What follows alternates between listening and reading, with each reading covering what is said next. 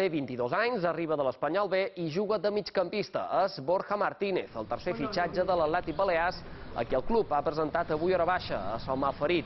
El manxec firma per una temporada i aterra a l'illa amb molta il·lusió i ganes de competir. Borja Martínez ha reconegut que és una de les apostes de l'entrenador Armando de la Morena.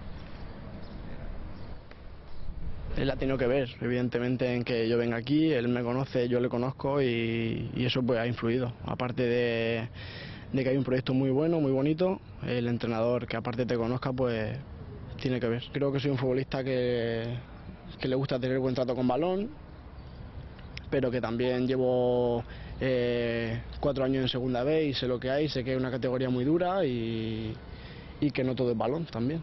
O sea, me parece un proyecto muy interesante, un club que quiere crecer y que está creciendo mucho y que más bien a corto plazo se va a ver en segunda división. Yo, en cuanto supe de la oferta, no lo dudé. Quiero estar aquí y quiero intentar subir al equipo también.